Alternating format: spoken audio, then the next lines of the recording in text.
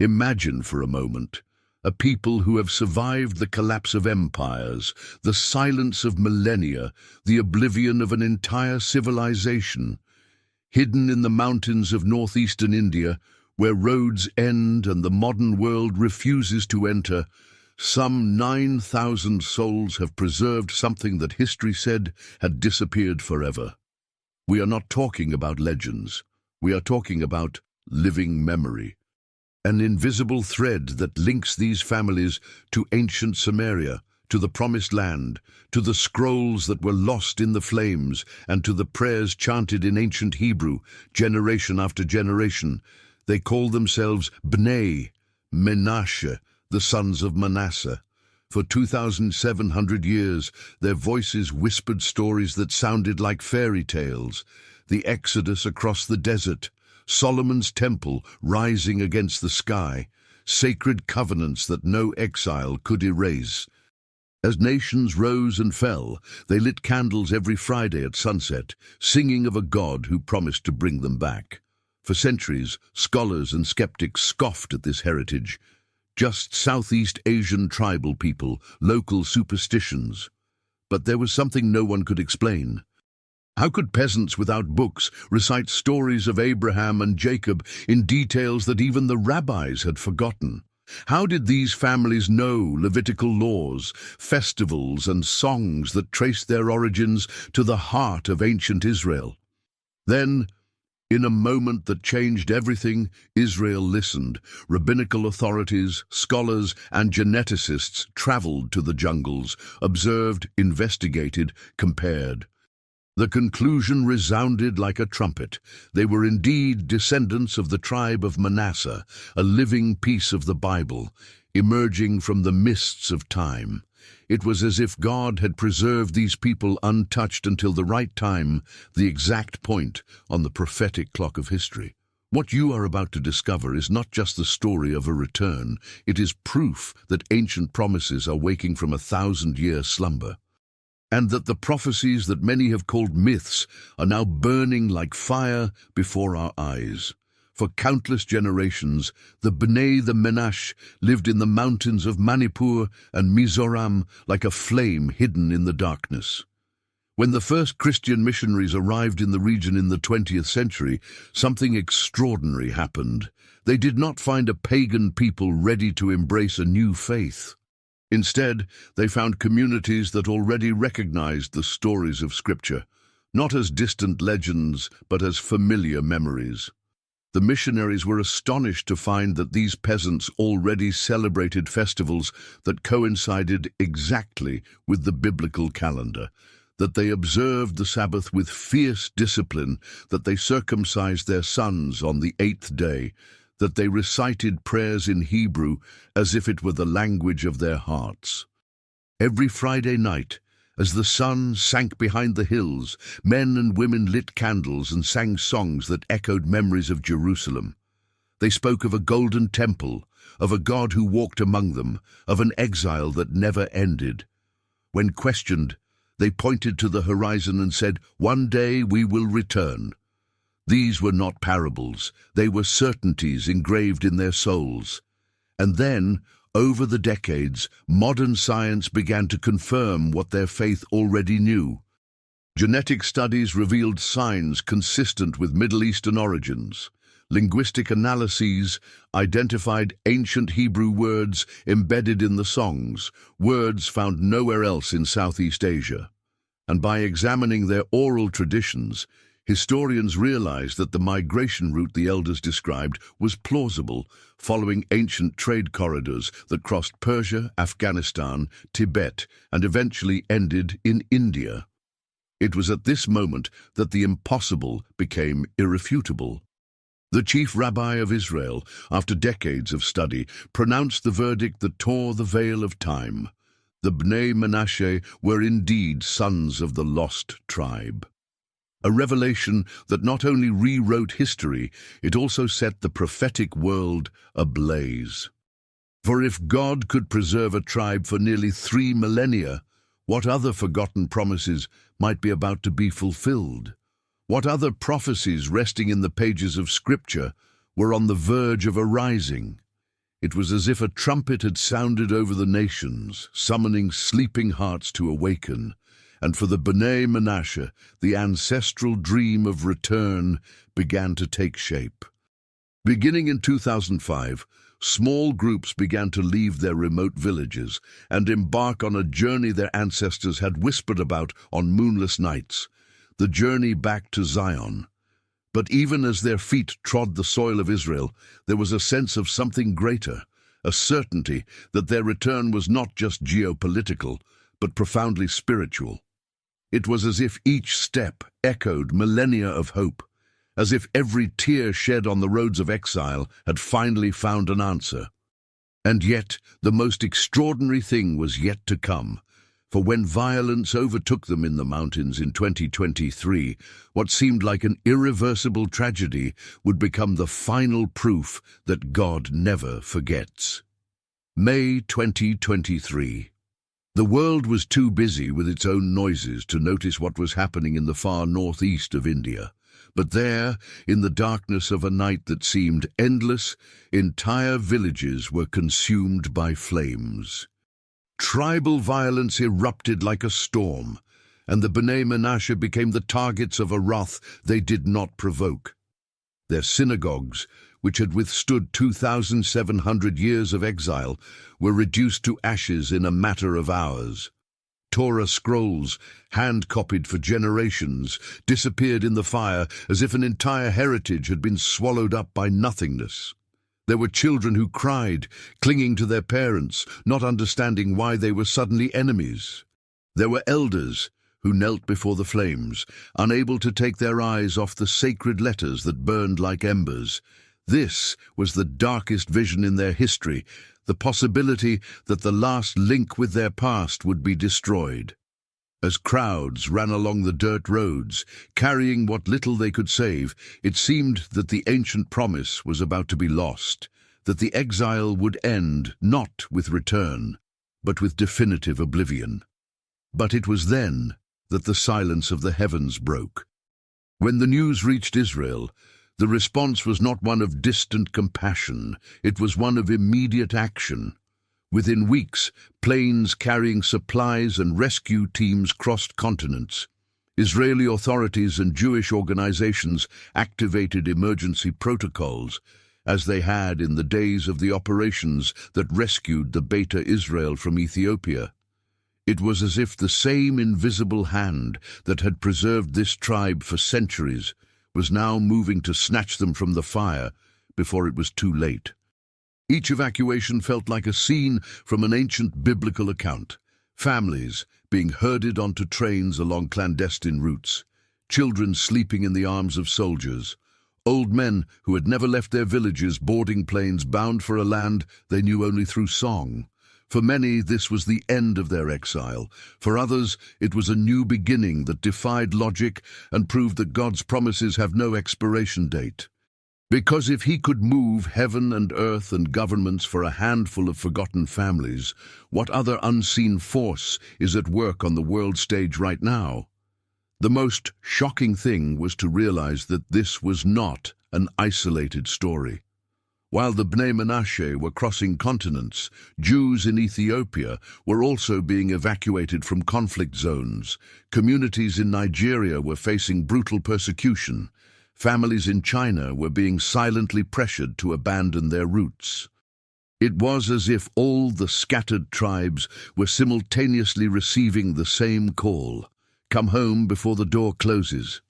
And amid the tragedy, a pattern began to emerge. This wasn't just geopolitics or coincidence, it was prophecy. Isaiah had predicted that God would gather the exiles from the four corners of the earth. Ezekiel had declared that God would bring back his people from all the nations. Millennia later, each verse burned with new meaning. What was unfolding before the eyes of the distracted world was not just a humanitarian crisis, it was the prophetic clock striking a new hour. And no one who heard these stories could go on living as if nothing were changing. while planes filled with Bnei families. As Menashe and his crew landed in Israel, there was something almost impossible to describe in the expressions of those who descended the metal ramp. Their faces were marked by the exhaustion of entire generations. Eyes that had gazed upon burned synagogues, razed villages, elders silenced by violence. But there was something else there too, a spark of purpose, a certainty engraved deeper than any fear, the conviction that their return was not the work of bureaucracy or chance. It was destiny. To those observing from afar, it might have seemed like just another episode amid so many humanitarian crises. But for those familiar with the scriptures, it was impossible to ignore the prophetic dimension. For nearly 3 millennia, no one imagined that those tribes, thought to be lost, could return. Historians declared that the identity of Manasseh's descendants had disappeared into the dust of history. Theologians reduced the prophecies of return to metaphors. And yet, there they were, speaking ancient Hebrew, singing about Jerusalem, reciting promises they had kept as invisible coats of arms. Each family that arrived brought more than just utensils or documents in their luggage. They brought manuscripts saved from the flames, songs that had never been written, stories passed down from grandfather to grandson, like sparks carried through generations. For the rabbis who welcomed them, it was like witnessing a living miracle. Children who knew by heart the festivities of the biblical calendar without ever having heard modern explanations. Men practicing purification rites that had disappeared from other parts of the world. It was impossible not to think that this was part of something much greater than the history of a single people. And there was another detail that made even the most skeptical shudder. In the book of Revelation, John described a scene that has intrigued scholars for centuries. The 144,000 sealed, 12,000 from each tribe of Israel, set apart for a special mission in the last days. Among the names mentioned, Manasseh appears singularly, as if God were making a point of emphasizing that this particular tribe would fulfill a unique role in the final stretch of human history.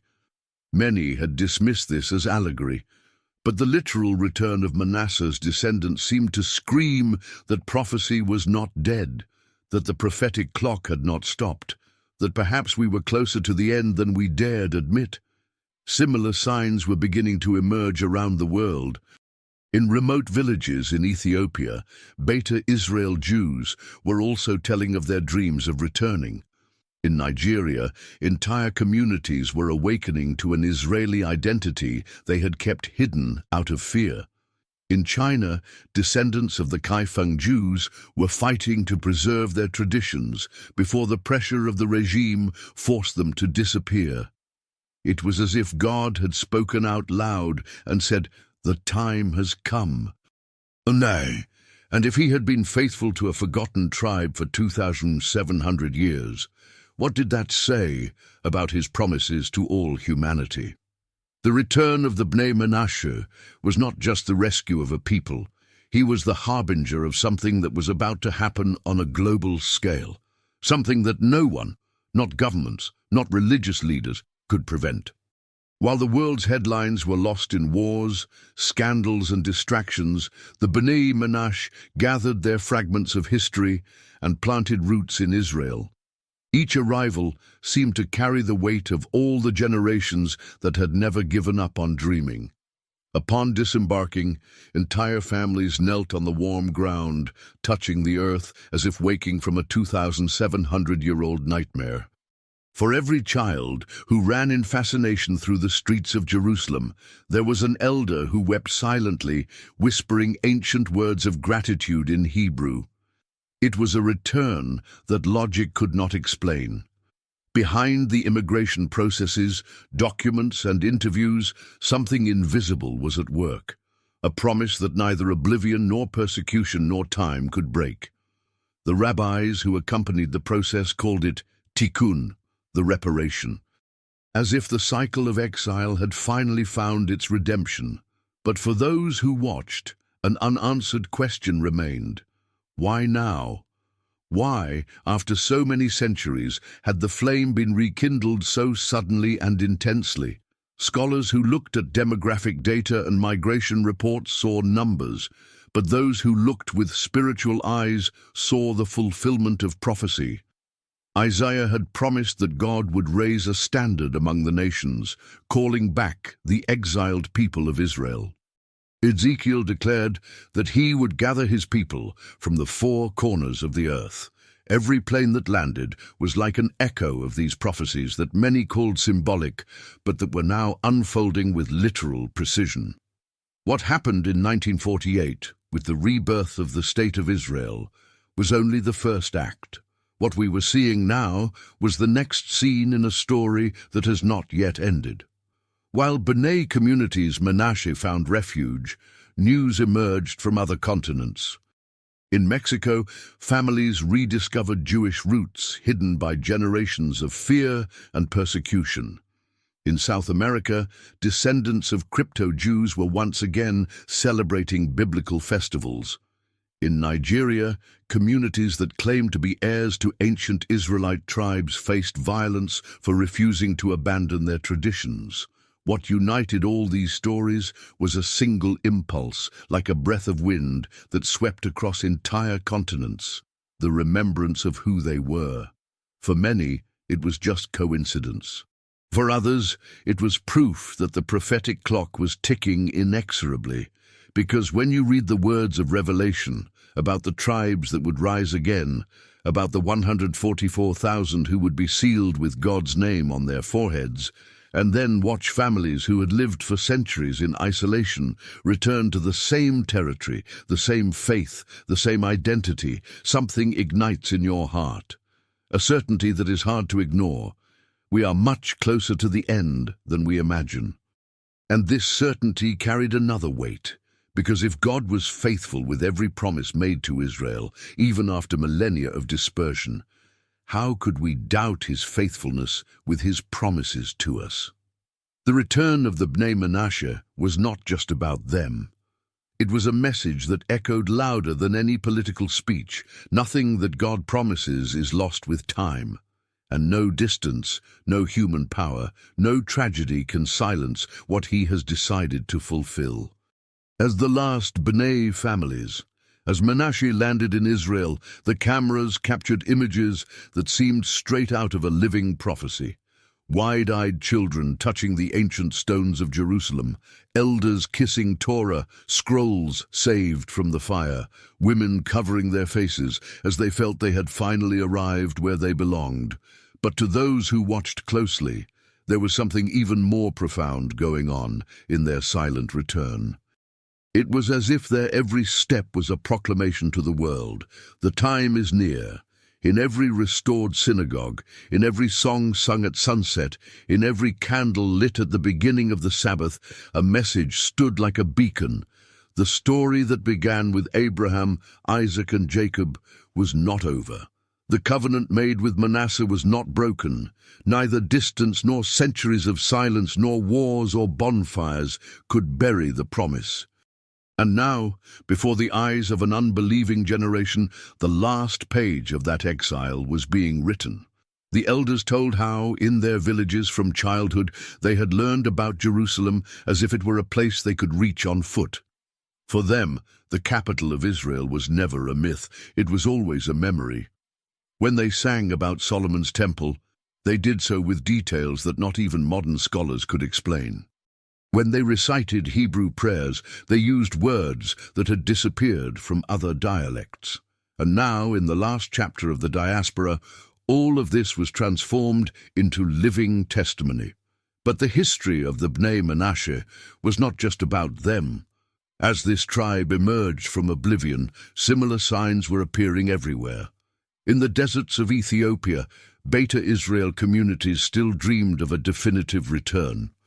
In the jungles of Nigeria, Igbo Jews faced deadly violence, sustained by a faith that no colonizer had been able to kill. In China, families from Kaifeng rediscovered scrolls and prayers guarded like forbidden treasures. In Latin America, Descendants of crypto-Jews emerged from the shadows and once again courageously asserted their identity. How can we ignore the pattern? How can we pretend that it was all just a coincidence? The words of the prophets resounded like thunder. I will gather them from all the places where they have been scattered. I will put my spirit within them, and they will live. The land that was desolate will flourish. And if these promises, which seemed distant, are being fulfilled before our eyes, what else is about to happen? What is still waiting for its moment to emerge? To many, these stories may sound like distant curiosities, but for those who understand the prophetic pulse of history, they are a warning. The return of the Bnei Menashe is not just the end of an exile. It is the announcement that the final phase of human history is approaching. Every arrival, every ancient song, every kindled flame is a reminder that God does not forget, that no prayer goes unanswered, and that when he decides to fulfill his promises, the whole world witnesses it. If he was faithful to a lost tribe for 2,700 years, will he forget his promises to you? The return of the Bnei Menashe is not just the fulfillment of an ancient destiny. It is an invitation to look up, to realize that the heavenly clock is counting down, and to decide if we are ready. Because the tribes are returning, the signs are appearing. And as Jesus said, when these things begin to happen, lift up your heads, because your redemption draws near. The story is not over. It is just beginning.